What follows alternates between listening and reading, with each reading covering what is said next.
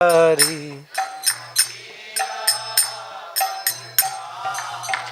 जय राधा माधव कुंज बिहारी।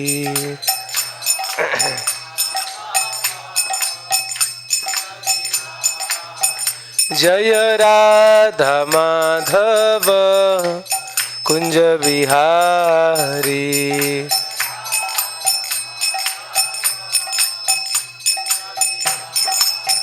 जय गोपी जन वल्लभ गिरिवरधारी। जय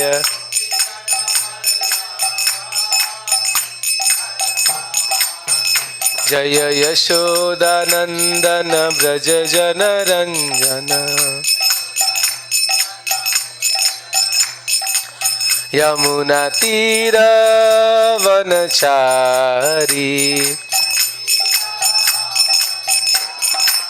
यमुना तीर वनचारी। जय राधा माधव कुंज बिहारी।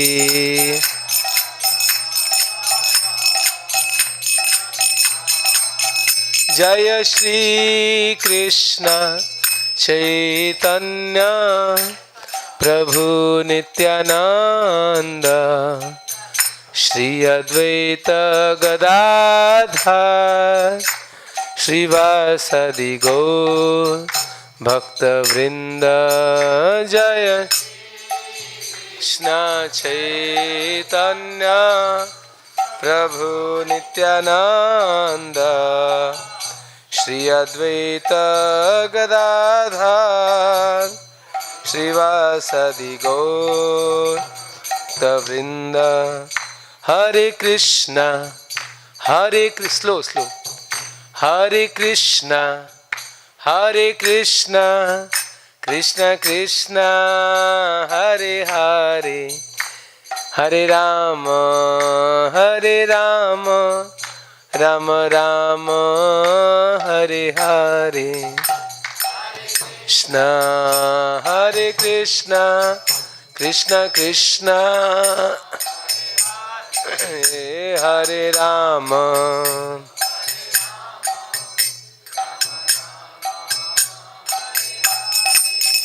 हरे कृष्ण कृष्ण कृष्ण हरे हरे, हरे राम राम राम हरे हरे।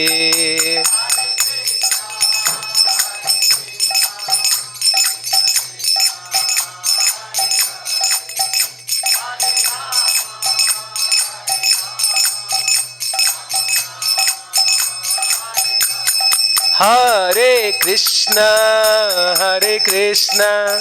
कृष्ण कृष्ण हरे हरे, हरे राम राम राम हरे हरे।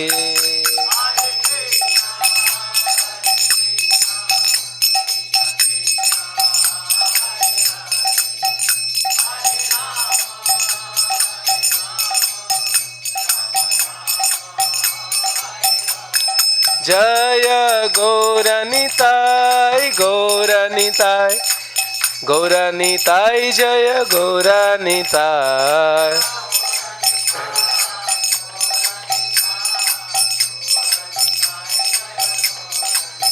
जय कृष्ण बलराम कृष्ण बलराम जय कृष्ण बलराम।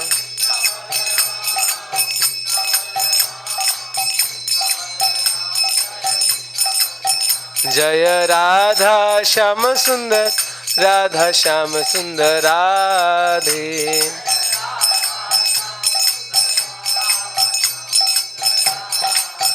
जय जय प्रभुपाद जय जय प्रभुपाद।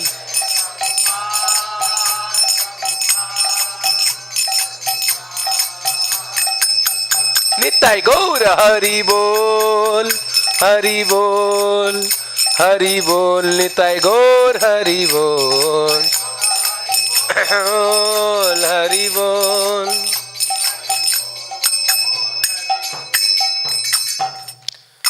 युग धर्म हरि नाम संकीर्तन की जय। शिल प्रभुपाद की जय। निताय गौर प्रेमानंदे हरि हरि।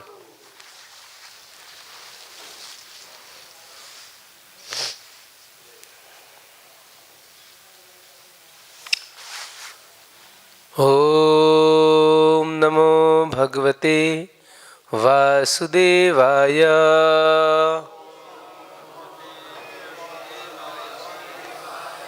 ओम नमो भगवते वासुदेवाय।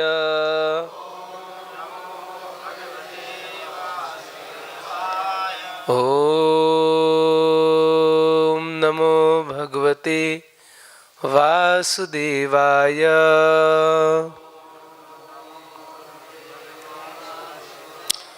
नारायणं नमस्कृत्यं नरं चैव नरोत्तमं देवीं सरस्वतीं व्यासं ततो जयमुदीरयेत्। नष्टप्रायस्वभद्रेषु नित्यं भागवत सेवया भगवती उत्तम श्लोके भक्तिर्भवति नैष्टिकी। तो आज सबको श्रीमद् भागवतम क्लास में स्वागत है। तो आज का श्लोक लगा दीजिए।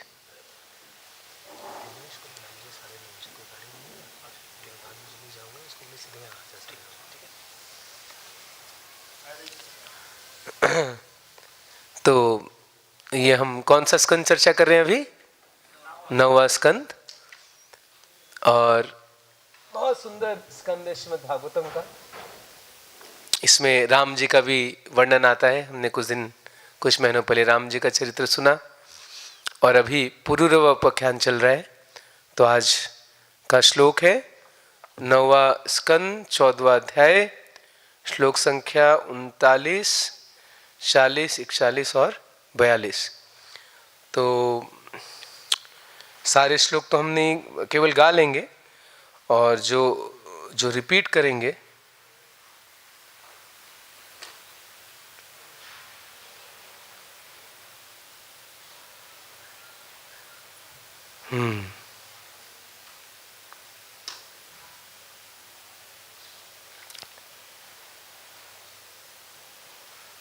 ठीक है। तो 39 वाला ही हम रिपीट करते हैं। बोलिए। संवत्सरांते ही भावेन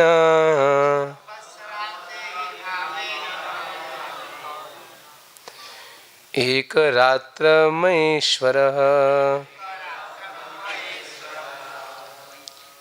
रत्स्यात्यपत्यनीचते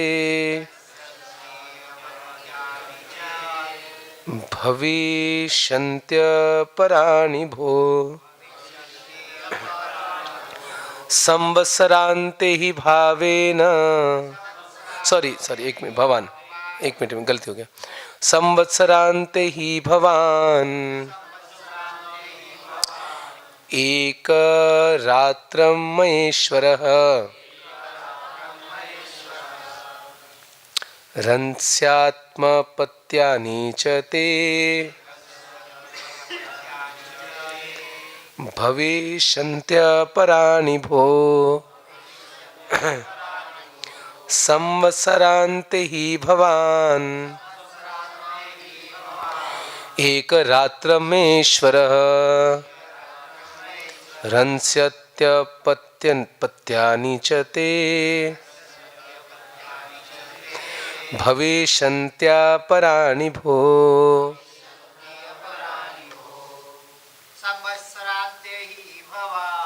संवत्सरांते ही भवान करात्रमेश्वरः रस्यन्त्यपत्यानि च ते भविष्यन्त्यपराणि भो।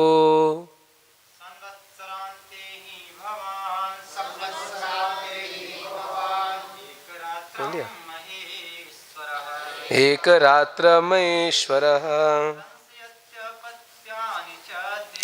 रंस्यत्पत्यानि च ते भविष्यन्त्यपरानि भो संवत्सरान्ते हि भवान् एकरात्रमहेश्वरः रंस्यत्यापत्यानि च ते भविष्यन्त्यपराणि भो। माताजी, संवत्सरान्ते हि भवान् एकरात्रमहेश्वरः रंस्यात्पत्यानि च ते भविष्यन्त्यपराणि भो। संवत्सरान्ते हि भवान् एकरात्रमहेश्वरः रंस्यन्त्यपत्यानि च ते भविष्यन्त्यपराणि भो। ठीक है। संवत्सरन्ते, प्रत्येक साल के पश्चात, ही निसंदेह, भवान आप, एक रात्रम, एक रात के लिए, मया मेरे साथ, ईश्वरः मेरे पति, रंस्याति रमण करोगे, अपत्यानि संतान, च भी, ते तुम्हारी, भविष्यन्ति उत्पन्न होगी, अपराणी अन्य एक के पश्चात एक, भो हे राजा। अनुवाद और तात्पर्य श्री प्रभुपाद जी के द्वारा। श्री प्रभुपाद की, हे राजा, तुम प्रत्येक साल के अंत में केवल एक रात के लिए मेरे साथ पति रूप में रमण कर सकोगे। इस प्रकार तुम्हें एक एक करके अन्य संतानों भी मिलती रहेंगी। तात्पर्य, यद्यपि उर्वशी ने स्त्री स्वभाव को विपरीत रूप का बतलाया था, किंतु महाराज पुरुरवा उससे अत्यधिक आसक्त थे, अतएव उसने राजा को कुछ छूट देनी चाहिए। इस प्रकार उसने प्रत्येक वर्ष के अंत में केवल एक रात के लिए उसकी पत्नी बनना स्वीकार कर लिया। आगे के श्लोक में पढ़ लेता हूं। अंतर्वत्नी पुलाक्ष्य देवीं स प्रययो पुरीं पुनस्तत्र गतोप्तान्ते उर्वशीं वीरमातरम। यह जानकर कि उर्वशी गर्भवती थी है, पुरुरवा अपने महल में वापस लौट आया। एक वर्ष पश्चात कुरुक्षेत्र में ही उर्वशी से पुनः उसकी भेंट हुई। तब वह एक वीर पुत्र की माता थी। उपलभ्य मुदा युक्त समुवास तया निशाम अथेन मूर्वशी प्राह कृपणम विरहातुरम। वर्ष के अंत में उर्वशी को फिर से पाकर राजा पुरुरवा अत्यधिक हर्षित था और उसने एक रात उसके साथ संभोग में बिताई, किंतु उससे विलग होने के विचार से वह अत्यधिक दुखी था। इसलिए उर्वशी ने उससे इस प्रकार कहा, गंधर्वानुपधावे मां स्तुभ्यं दास्यस्ति मामिति तस्य संस्तुवतस्तुष्टा अग्निस्थालिं दुदुर्निप उर्वशीं मन्य मानस्तां सोऽभ्युद्यत चरन् वने।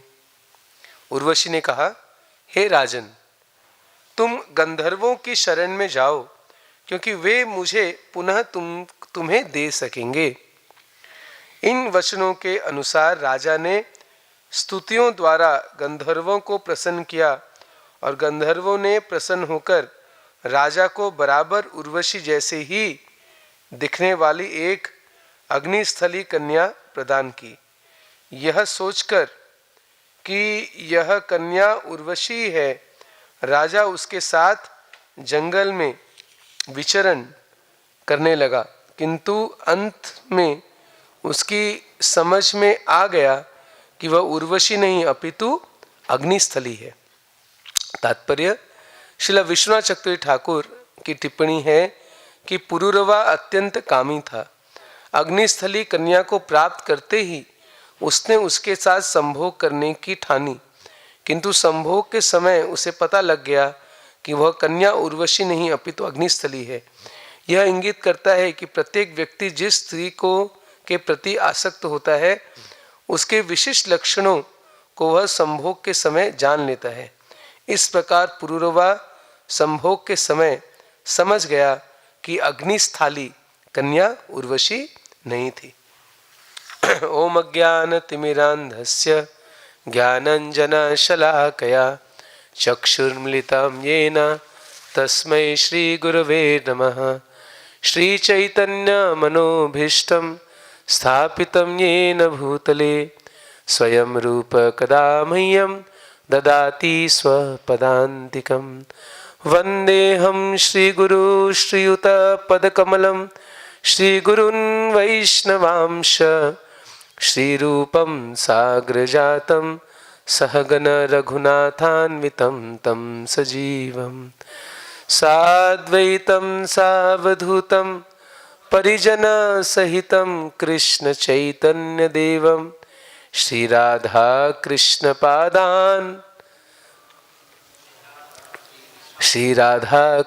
पादान सहगण ललिता श्री विशाखान्वितांश। साथ में बोलिए, हे कृष्ण करुणा सिंधु दीनबंधो जगतपते गोपेश गोपिका कांत राधा कांत नमस्तुते।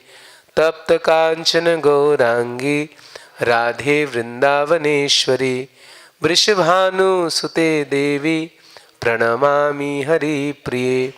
वाञ्छाकल्पतरुभ्यश्च कृपा सिन्धुवैव च पतितानां पावनेभ्यो वैष्णवेभ्यो नमो नमः। नमो विष्णुपादाय कृष्णपृष्ठाय भूतले श्रीमते भक्तिवेदांत स्वामिनिति नामिने। नमस्ते सरस्वती देवे गौरवाणी प्रचारिणे निर्विशेष शून्यवादी पाश्चात्य देशतारिणे। जय श्री कृष्ण चैतन्य प्रभु नित्यानंद श्री अद्वैत गदाधर श्रीवासादि गौर भक्त वृंद। हरे कृष्णा कृष्णा कृष्णा हरे हरे, हरे राम राम राम हरे हरे।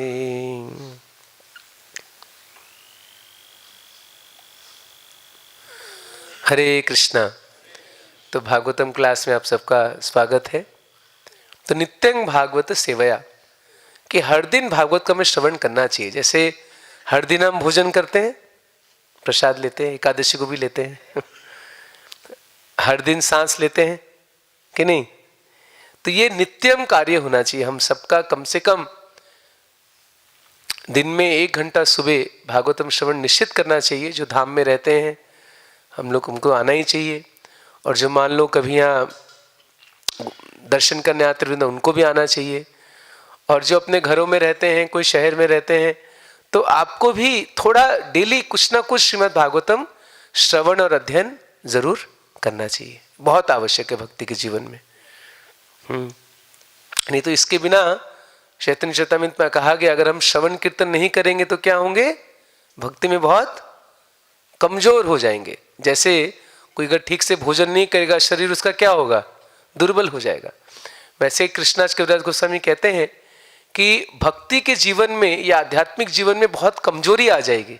होता है कि वह बहुत कमजोरी आ जाती है। तो भक्ति के जीवन में कमजोरी आ जाएगी अगर हम नियमित रूप से श्रवण नहीं करते या अध्ययन नहीं करते।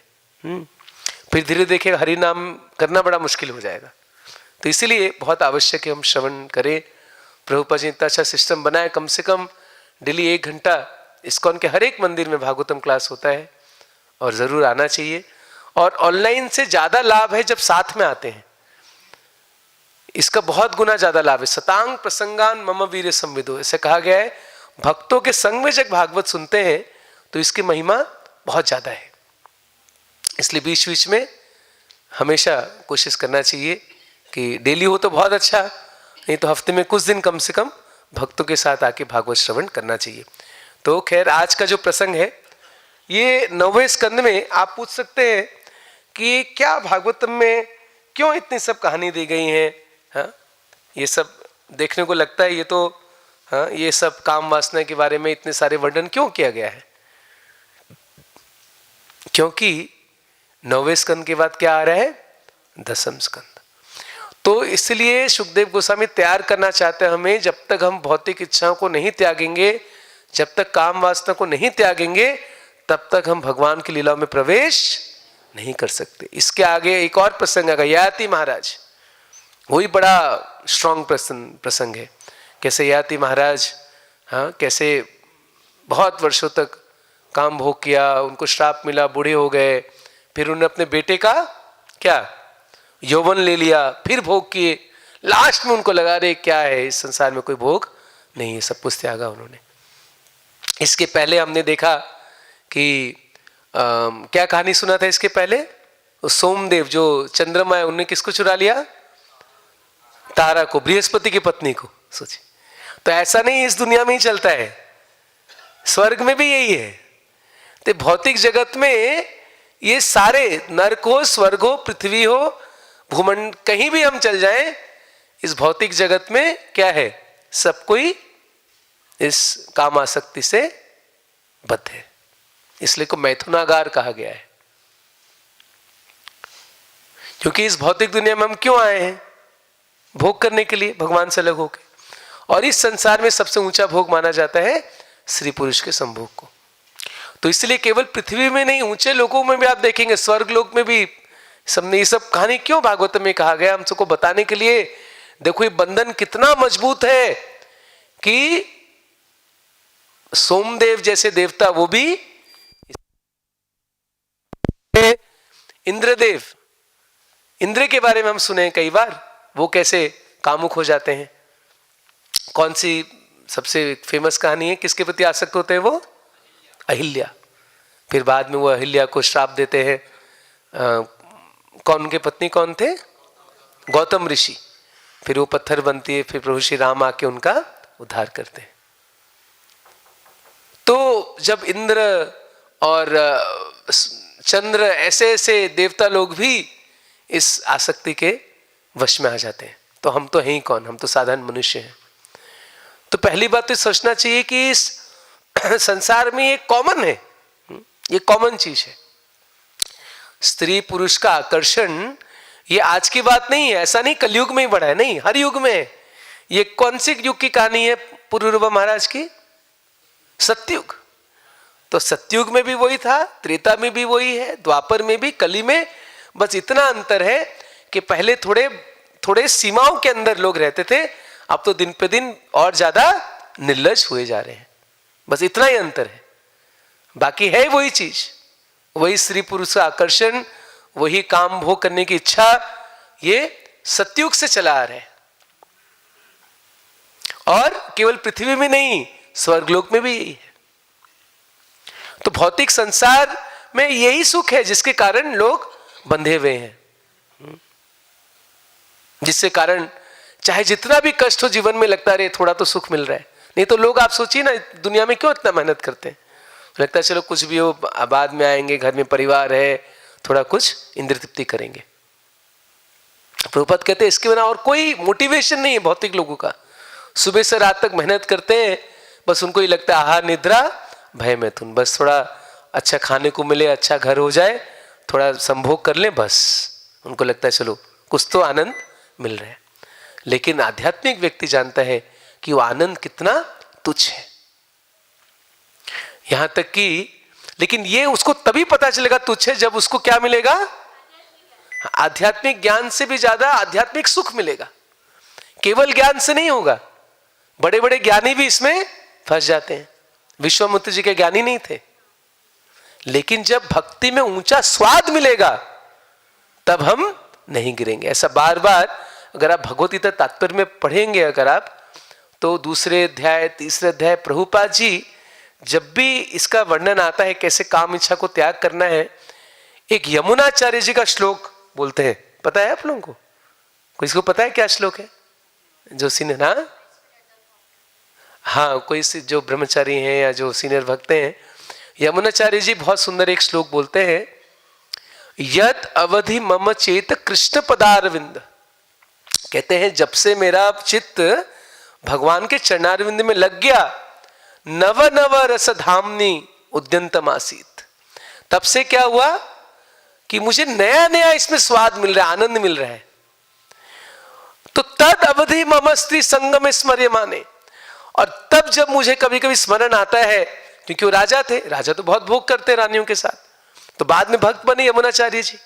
तो कहते अभी कभी कभी अगर मन भटक भी जाता है, अरे मैं इंद्र तृप्ति कर लूं, तो उस समय क्या मुझे लगता है, भव विकार सुष्ठु निष्ठिवनम च, मैं थूक देता हूं, थूक।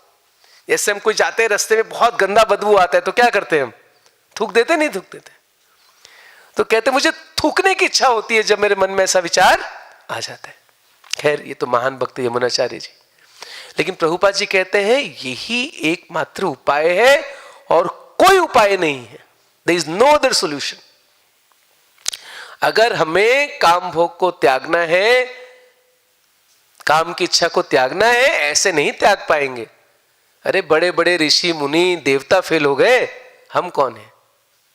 एकमात्र उपाय है, जब हमें भक्ति में ऊंचा स्वाद मिलेगा, ऊंचा आनंद मिलेगा। भगवान गीता में क्या कहते हैं, विषया विनिवर्तन्ते निराहारस्य देहिनाम रसो वर्जम रसोप्यस्य परम दृष्ट्वा निवर्तते। जब भक्ति में ऊंचा स्वाद मिलेगा तभी हम इसको त्याग सकते हैं, और कोई उपाय नहीं।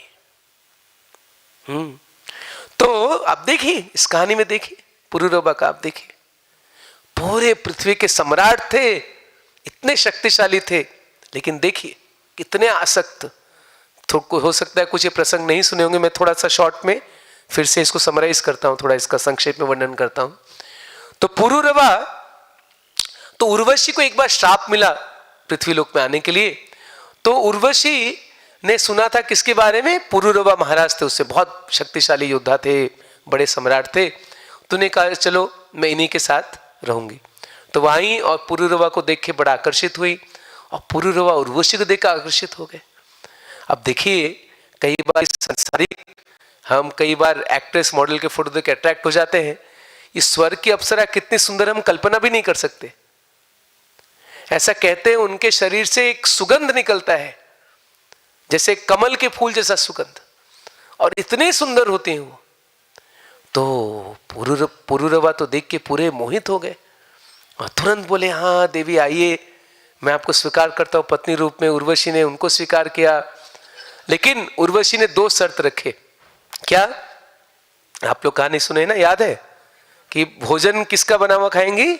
शुद्ध घी का। तो ये एक मिनिमम स्टैंडर्ड है स्वर्ग के लोगों का। प्रभुपाद जी कहते हैं कुछ तो स्टैंडर्ड है, ऐसा नहीं आज के जो पृथ्वी के लोग हैं कुछ भी अंडा मांस मछली कुछ खाते हैं, उनका भी एक कम से कम स्टैंडर्ड होता है।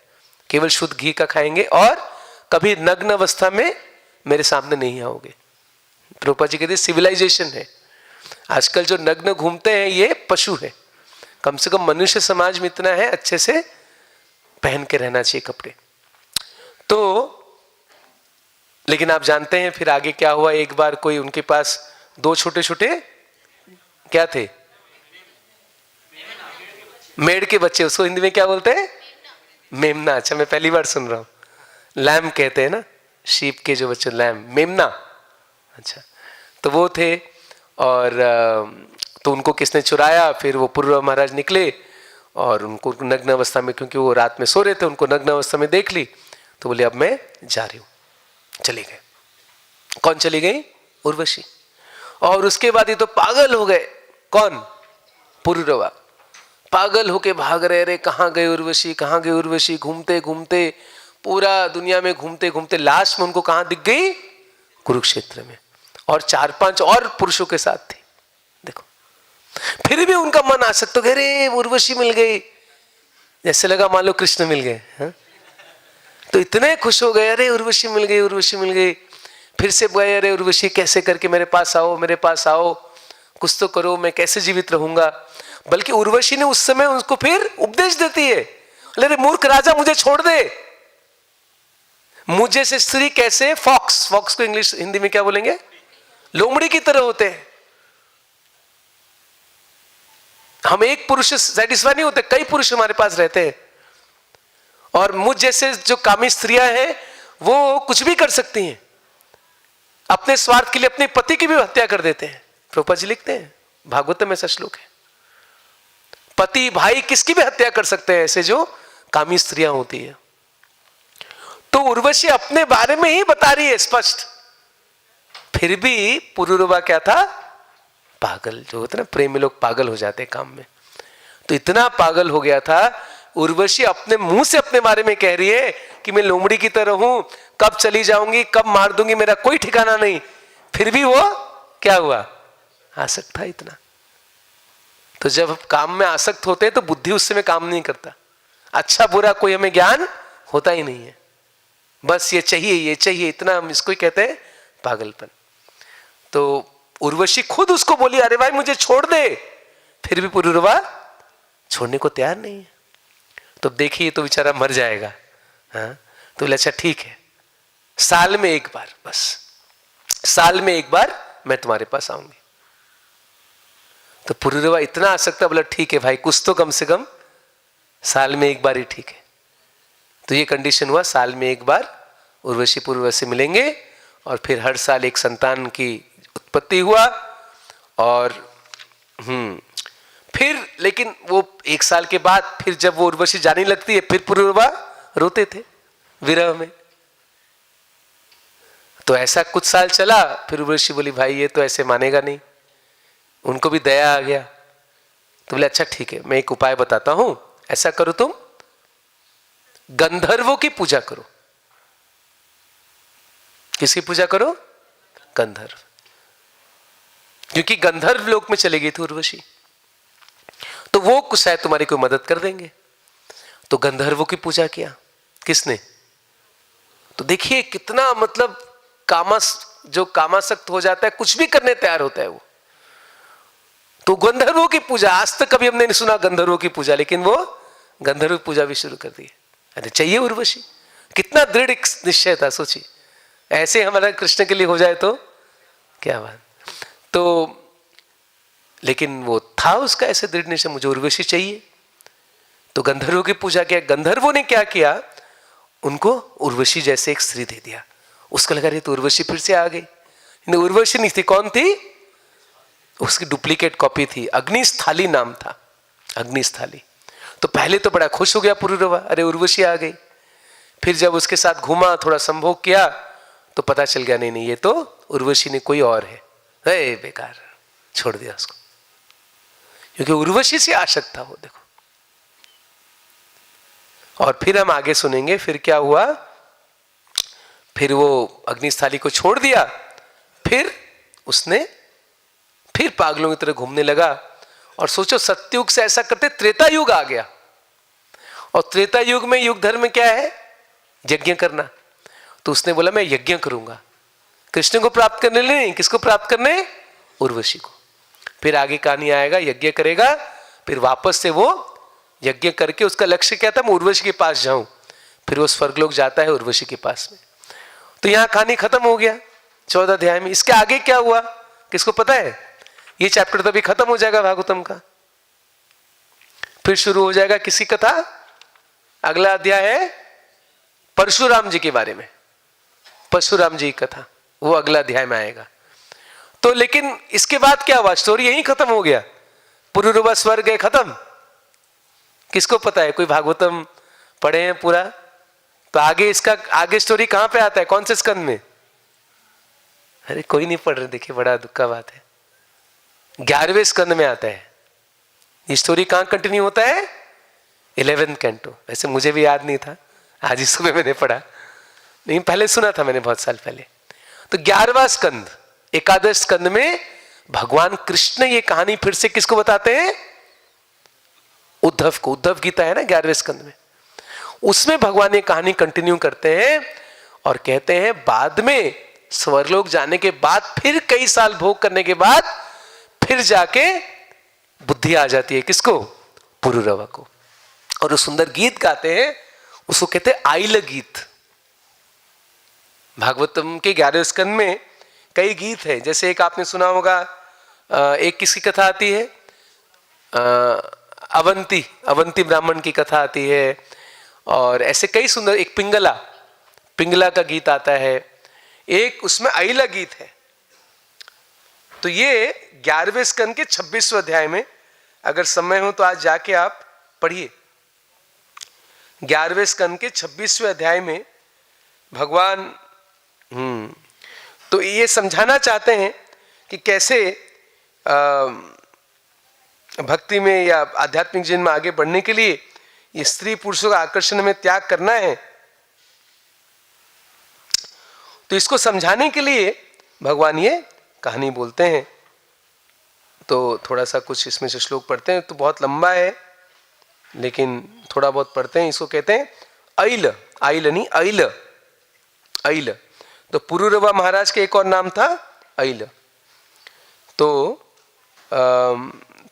ये कहानी कौन सुना रहे? भगवान स्वयं सुना रहे उद्धव को। तो कई साल, कई वर्ष ऐसे भोग करने के बाद में अंत में पुरुरवा महाराज को अंदर से आत्मज्ञान आता है और फिर वो अइल बोलते हैं। ये है 11वें स्कंद का 26वां अध्याय में ये अइल गीत आता है। तो 10 मिनट कुछ पढ़ते हैं अइल गीत से। अइल वाच अहो मे मोह विस्तार काम कश्मल चेतसः देव्या गृहीत कंठस्य नायु खंडाई में स्मृता। कहते देखो, अहो में मोह, कि मैं कितना मोह में फंसा था, देखो इतना कामासक्त में हो गया था, और मुझे पता ही नहीं चला कि कैसे दिन और रात बीतते गए, कैसे मेरा आयु खत्म होने लगा। और कहते हैं नाहम वेदाभिनिर्मुक्त सूर्य वाभ्योदितो मुया मूषितो वर्ष भोगानाम बता हानि गतानि उत। कहते वो स्त्री ने मुझे कितना धोखा दिया, मैं दिन रात उसके आसक्ति में समय बिताता गया। हालांकि मैं बहुत बड़ा राजा था, लेकिन फिर भी मैं क्या बन गया? उर्वशी के हाथ में क्या बन गया? कहते क्रीड़ा मृगस, एक टॉय एनिमल। जैसे कोई पालतू जानवर रखते हैं उसको, जैसे कोई बंदर होता है ना, बंदर पालते, बोले नाच बंदर, बैठ बंदर। तो कहते हैं मैं उर्वशी के हाथ में ऐसे ही क्या बन गया? एक क्रीड़ा मृग, एक टॉय एनिमल, क्या बोलेंगे उसको? पालतू जानवर, कठपुतली। तो देखिए ऐसा प्रभुपाद जी कहते हैं इतिहास में से कई बड़े बड़े राजा हुए जिनके सामने बड़े बड़े राजा डर के उनके सामने सर झुकाते थे और सब सैन्य उनको देख के काम जाते थे, लेकिन वही राजा अपने पत्नी के चरणों में जाके सर झुका देते थे। ये देखिए कितना शक्तिशाली है ये संसार में काम का जो आसक्ति है, पुरुष का स्त्री के प्रति या स्त्री का पुरुष के प्रति।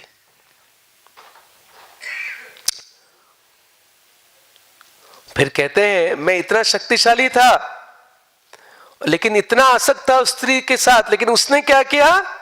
मुझे ऐसे त्याग कर दिया जैसे कोई घास का तिनका त्याग करते हैं। किया था कि नहीं? मैं छोटा सा एक कंडीशन तोड़ दिया तो इसमें कौन सी बड़ी बात हो गई, लेकिन तुरंत उर्वशी उसको त्याग करके भाग गई,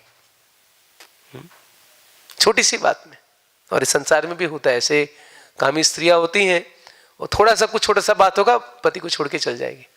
लेकिन हमारे वैदिक सभ्यता में ऐसा नहीं है कि एक बार किसी पति के साथ शादी हो गया तो जीवन भर पत्नी को उसी के साथ रहना है, चाहे जितना कष्ट आए, चाहे जितनी समस्याएं, चाहे वो कैसा भी हो। पति को छोड़ना हमारे वैदिक समाज सभ्यता में नहीं है। लेकिन बड़ी दुख की बात है, आजकल इस्कॉन में भी कई बार ऐसे हो जाता है, लेकिन नहीं होना चाहिए। शास्त्र की बात तो यही है कि चाहे पति कुछ भी हो, कितना भी गिरा हो, कैसा भी हो, यहां तक कि मैंने एक प्रवचन में सुना था, प्रामाणिक बात है, कि प्रभुपाद जी खुद की बहन पीसी माँ, जो एक इतनी बड़ी वैष्णवी थी, उनके पति मछली खाते थे तो अलग से उनको मछली बना के देती थी। सोचिए, ये भारतीय संस्कृति। पति को छोड़ा नहीं, अरे वो तो मछली खाता है, ऐसे पति के साथ कैसे रहूंगी, नहीं, मछली बना के दी अपने पति को। आप सोच सकते हैं, प्रभुपाद जी की बहन। लेकिन एग्जाम्पल, दुख की बात है, आजकल कोई बताता नहीं ज्यादा, लेकिन बताना चाहिए।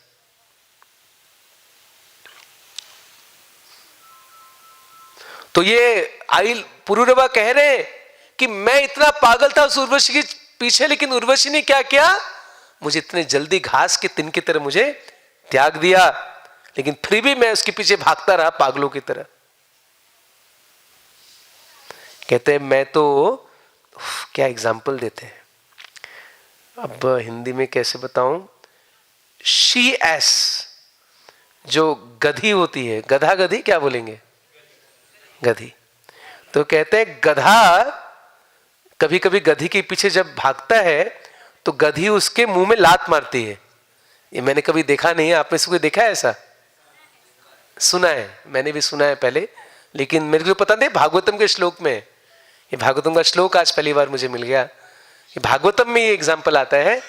तो पुरुरवा कहते हैं मैं वो गधा की तरह हूं जो लात खा रहा हूं, किससे, उर्वशी से लात खाने के बाद भी सुधरा नहीं, फिर भी वो गधा गधी के पीछे भागता है।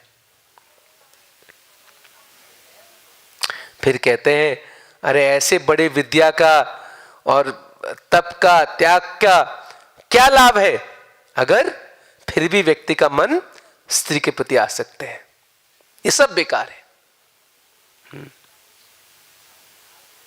क्या फायदा अगर कोई कहता बहुत बड़ा विद्वान हूं, बहुत बड़ा त्यागी हूं, ये हूं, लेकिन अंत में उसका मन स्त्री के प्रति आसक्त है, सब बेकार है।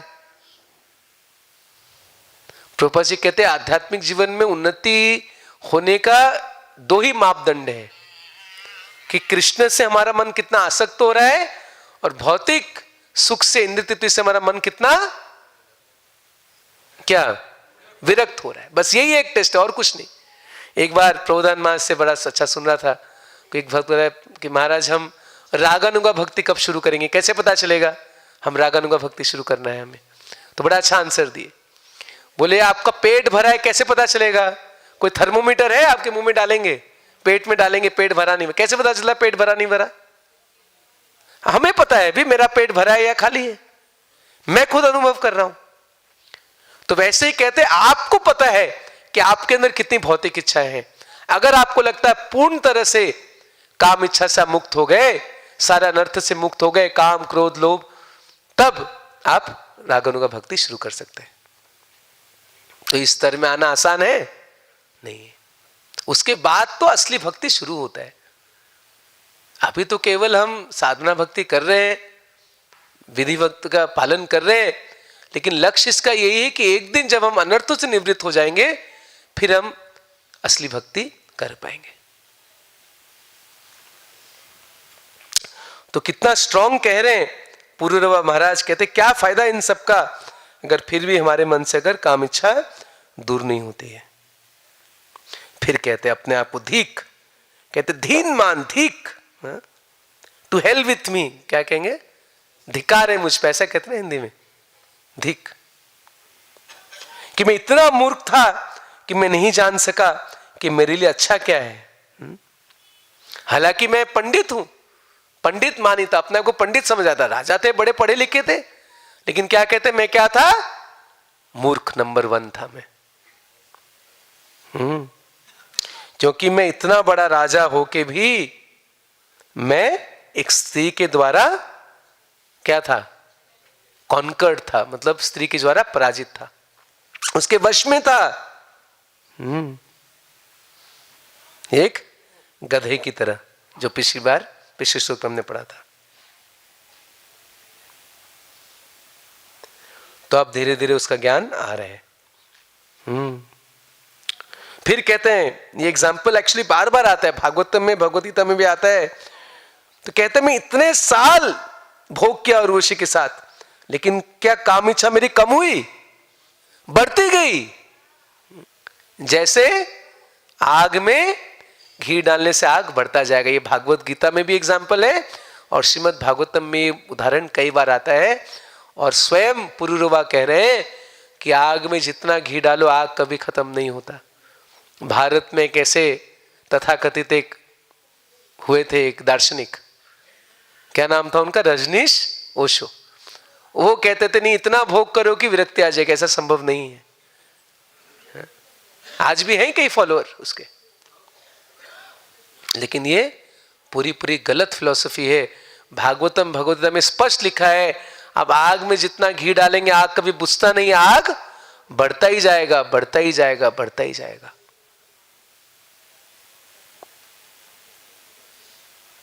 तो एक बड़ा सुंदर चीज है। देखिए कई बार हमें लगता है ना अरे हम तो छोड़ना चाहते हैं लेकिन फिर भी भौतिक इच्छा जा नहीं रही है। तो अगर आप आग में घी डालना बंद कर देंगे तो आग तुरंत बुझ जाएगा? थोड़ा समय लगेगा, लेकिन घी देना बंद करना पड़ेगा। या घी देना कम कर, जो ब्रह्मचारी हैं वो तो पूरा ही घी टोटल बंद, घी देना बिल्कुल बंद, तो बहुत जल्दी उनका आग क्या होगा, खत्म हो जाएगा। अगर कोई वास्तव में अगर ब्रह्मचर्य का पालन कर रहे हैं, इसलिए उसको प्रभुपाद जी कहते हैं फास्ट ट्रैक, भक्ति में बहुत जल्दी प्रगति होगा। और जो गृहस्थ हैं उनको भी कम से कम जितना कम हो उतना करना चाहिए, तभी तो आग खत्म होगा, नहीं तो आग फिर बढ़ता जाएगा।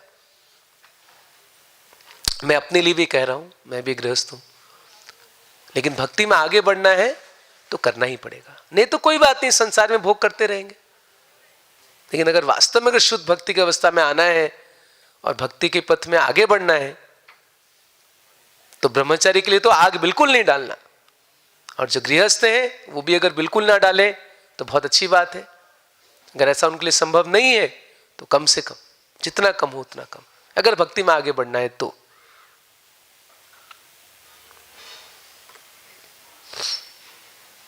फिर कहते हैं लास्ट में कि केवल भगवान को छोड़ के और कोई मेरे बुद्धि को बचा नहीं सकते। तो ये है एक्चुअली, ये रहस्य केवल कृष्ण की कृपा से ही, भगवान की कृपा से, वैष्णव कृपा से ही हम इस आसक्ति से बच सकते हैं, अन्यथा और कोई उपाय नहीं है। तो अंत में पुरुरवा ने क्या किया, भगवान को ही प्रार्थना किया कि हे भगवान आप मुझे बचाइए, अब मैं आपकी शरण लेना चाहता हूं। तो यही एकमात्र उपाय है, नहीं तो इससे भगवान गीता में क्या कहते हैं, देवी एष गुणमयी मम मया दुरतया माम एव ये प्रपद्यन्ते मायामेताम तरन्ति ते। ये बहुत शक्तिशाली है, इसको पार करना आसान नहीं है। माया की आसक्ति को, भौतिक संसार में भोग करने की इच्छा को त्यागना आसान नहीं है, क्योंकि एक जन्म से नहीं, पता नहीं करोड़ों करोड़ों जन्मों से हम यही तो कार्य कर रहे हैं संसार में। क्या करे आ रहे हैं हम, आहार निद्रा भय मैथुन, तो इसको एकाएक कैसे त्याग देंगे।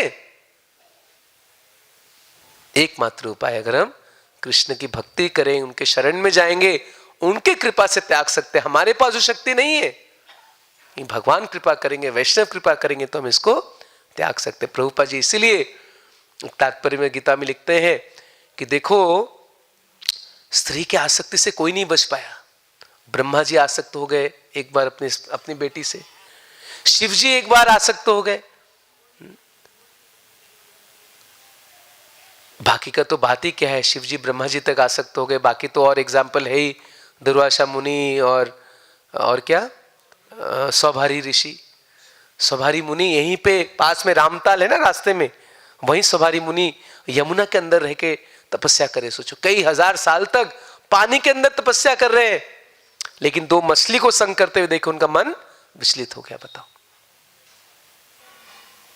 तो इतना आसान नहीं है, लेकिन एक ही मात्र उपाय है, अगर कृष्ण की कृपा, अगर वैष्णव गुरु की कृपा हम पे हो तो हम बच सकते हैं। तो इसलिए हमें प्रयास करना चाहिए, और हर समय किसका प्रयास करना चाहिए, कैसे हम पे कृपा मिले। और कृपा कैसे मिलेगा, हाँ, एक तो याचना मांगने से मिलता है, लेकिन साथ साथ हमें क्या करना है, जो आदेश दे रहे हैं गुरु, जो हमें आदेश दिए हैं उसका पालन करेंगे। और सबसे मुख्य आदेश क्या है? प्रभुपाद जी कहते हैं of all the instructions given by spiritual master, गुरु जितने आदेश देते हैं सबसे महत्वपूर्ण आदेश क्या है? कौन बताएगा?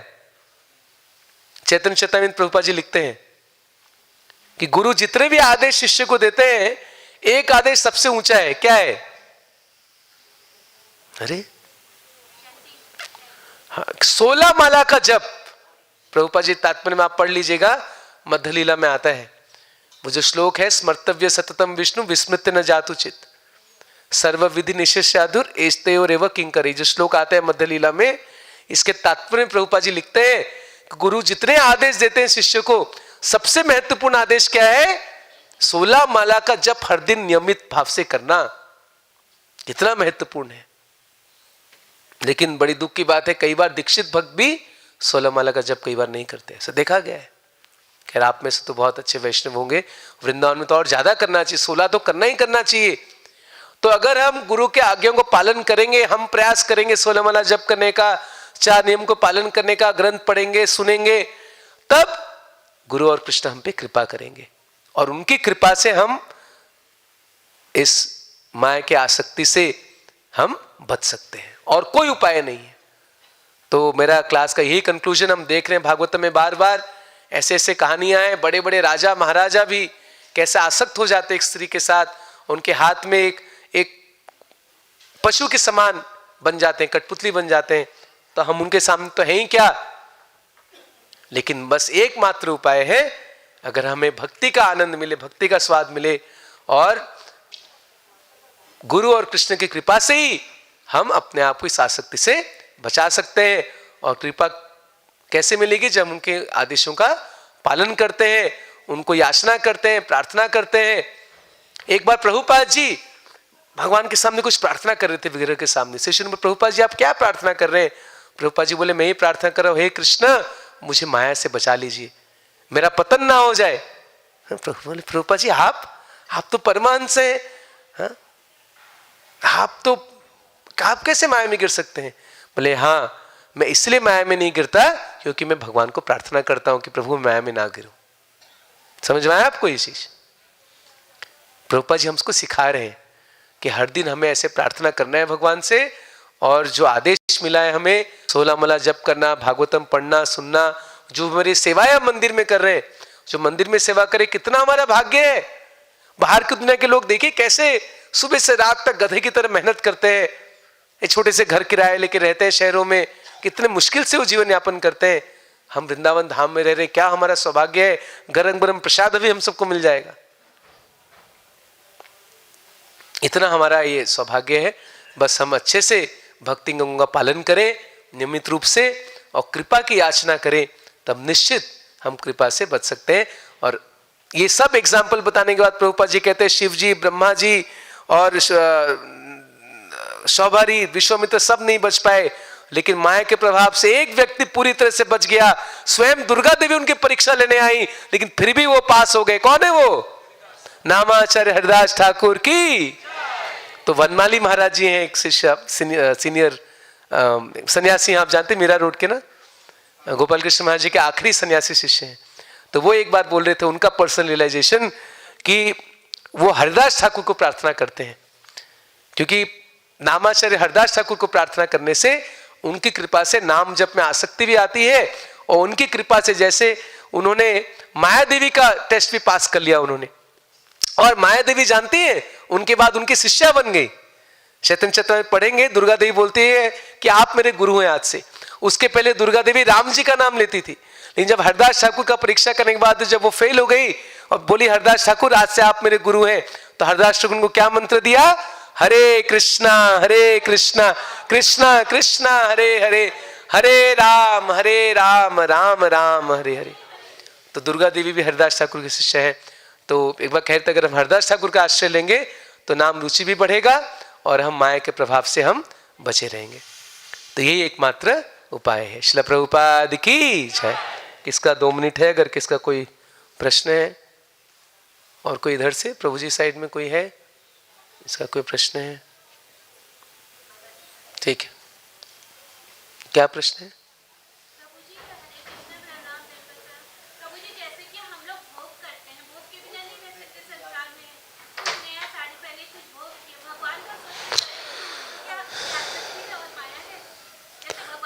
ठीक है, समझ गया। तो देखिए, तो इसलिए भक्ति के मार्ग में युक्त वैराग्य कहा गया है, लेकिन वो भी विद एक नियमित रूप से। ऐसा नहीं कि हम प्रसाद के नाम पे खूब डेली भगवान को पिज्जा पास्ता खूब सारा भोग लगा दे तो प्रसाद ही खा रहे हैं, नहीं, ये गलत है। इसमें भी युक्त आहार विहारस्य युक्त चेष्टस्य कर्मशु, भगवान गीता में कहते हैं युक्त मात्रा, बैलेंस्ड। हाँ, इस संसार में हम पूरी तरह से नृत्य को जीरो नहीं कर सकते, इसलिए भक्ति के जीवन में हाँ ठीक है, आपको खाना है भगवान को भोग लगाए खाइए, आपको कोई अच्छा सुगंध लेना है क्या करिए, भगवान को फूल अर्पण करिए, भगवान को इत्र अर्पण कीजिए, उसका खुशबू लीजिए। आपको कहीं घूमने जाना है तो आप तीर्थों के स्थान में जाइए। वस्त्र साधारण, भालो ना खाई व्यार भालो ना परिवे, ये रघुनाथ दास के। अगर भक्ति के जीवन में आगे बढ़ना है तो बिल्कुल सिंपल सरल। हाँ, ये भी नहीं कि हम फटे पुराने पहने, नहीं, सिंपल सोबर कपड़े पहनना चाहिए। प्रभुपाद जी कहते ऐसा नहीं हमें बाबा जी तरह फटीचर ऐसा नहीं बनना चाहिए भिखारियों की तरह। प्रभुपाद कहते नहीं, सिंपल अच्छा साफ सुथरा ठीक ठाक धोती कुर्ता, माताओं के लिए साड़ी, ना ज्यादा फटा पुराना कि ना ज्यादा बहुत ज्यादा फैंसी भी नहीं, सिंपल सरल सत्वगुण में। देखिए, वस्त्र भी सत्वगुण रजोगुण तमोगुण के होते हैं।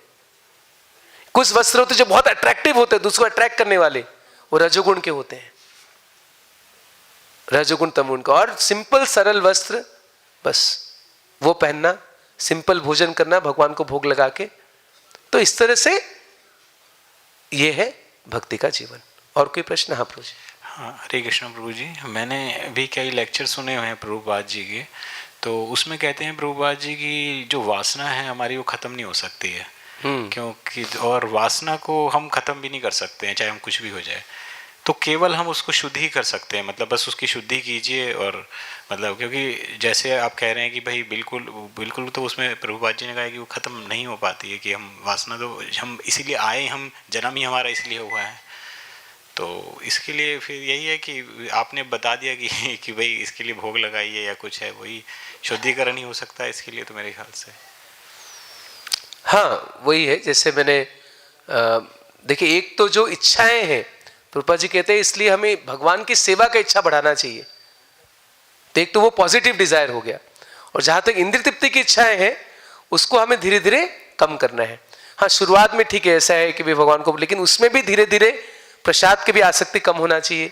जैसे मैंने एग्जाम्पल दिया काम वासना का, जो ब्रह्मचारी सन्यासी हो तो बिल्कुल घी नहीं डालना, तो अपने आप आग बुझ ही जाएगा। और जो गृहस्थ है कम से कम डालना, तो कंट्रोल करना है, कम करना है। यही तो मैंने बताया ना, धीरे धीरे भौतिक इच्छाएं कम करना, आध्यात्मिक इच्छाएं बढ़ाना, आध्यात्मिक आसक्ति बढ़ाना, नाम के प्रति रुचि बढ़ाना, भगवान की कथा के प्रति, उनके दर्शन के प्रति, कृष्ण के लिए आसक्ति बढ़ाना, और इंद्रिय तृप्ति के लिए आसक्ति कम करना। तो भक्ति जीवन में बस यही है कि शुरुआत में इंद्रिय तृप्ति हम पूरा जीरो नहीं करते, उसको भगवान के साथ जोड़ देते हैं। चलो प्रसाद खाना है, भगवान को भोग लगाए खा लिया, तो लेकिन उसको भी धीरे धीरे हमें इंद्रिय तृप्ति को कम करना है। जैसे जैसे भक्ति में आगे बढ़ना है तो प्रसाद की आसक्ति भी धीरे धीरे कम करना है। ये नहीं कि वो शुरुआत में प्रभुपाद जी बोला हाँ खूब गुलाब जामुन खाओ, कचौड़ी खाओ, लेकिन 20 साल के बाद हम गुलाब जामुन कचौड़ी खाते रहेंगे तो यही खाते रहेंगे, फिर आगे नहीं बढ़ेंगे।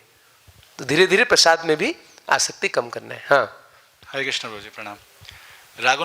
रागानुगा भक्ति स्टार्ट हो गई है, तो ये क्वेश्चन था कि कैसे पता लगेगा? ये तो मैंने बताया ना, सो अब वो कि तभी शुरू कर सकते हैं जब हमारे सारे अनर्थ दूर हो जाए। आपको पता है, जब आपके पास आप देखेंगे आप 0% सेक्स डिजायर, तब आप जानेंगे यू आर क्वालिफाइड फॉर 0% मतलब कि खत्म हो गया। लेकिन इन्होंने प्रभु जी ने जस्ट अभी पूछा कि प्रभुपाद ने किसी कोर्ट में कहा कि खत्म नहीं हो सकता है। नहीं, हो जाएगा भक्ति, नहीं ऐसा नहीं, प्रभुपाद जी की भक्ति इतना पावरफुल है, खत्म होगा। ऐसा कोई कोर्ट में प्रभुपाद जी ने कहा खत्म नहीं हो सकता है, जरूर होगा। मुश्किल है, प्रभुपाद जी बोले मुश्किल है, इन भक्ति करने से जरूर खत्म होगा। कई सारे ऐसे साधु सन्यासी एग्जाम्पल है हमारे पास, इनका खत्म हो गया। हरदास ठाकुर का एग्जाम्पल, हरदास ठाकुर खत्म नहीं हुआ था, जीरो का उनको माइनस में चला गया था। माया देवी भी उनको नहीं आकर्षित कर पाई, ठीक है, क्योंकि काम प्रेम में कन्वर्ट हो जाता है। एक्चुअली कृष्ण प्रेम ही काम बना है। चलिए अच्छा पॉइंट सबमिट कर रहे हैं क्लास, कि हम सब जो जीवात्माएं हैं हमारा प्रेम कृष्ण के साथ है, लेकिन वही प्रेम जब भौतिक संसार में आते हैं वो काम में बदल जाता है। जैसे दूध में जब खटाई डालते हैं तो दही बन जाता है। अब वही काम को चेंज करके प्रेम जब कर देंगे कृष्ण के लिए तो ही ये फाइनल सॉल्यूशन है। ठीक है, तो पहले काम को जीरो करना है, उसके बाद प्रेम शुरू होगा कृष्ण के लिए। ठीक है, इसलिए वैदिक भक्ति, रागानुगा भक्ति, फिर रागात्मिका भक्ति, प्रेमा भक्ति। ठीक है, ये स्टेप है, लेकिन सबसे पहले अनर्थ को दूर करना है। तो इस सहज में यही प्रॉब्लम हो जाता है, कई बार हमें लगता है हम सीधे गोपी गोपी भाव में आ जाएंगे। नहीं, पहले काम इच्छा को पूरा जीरो करना है, भौतिक इच्छाओं को पूरा जीरो करना है, फिर हम रागानुगा भक्ति में जाएंगे। ठीक है, लेट हो गया। ग्रंथराज श्रीमद् भागवतम की जय। श्रील प्रभुपाद की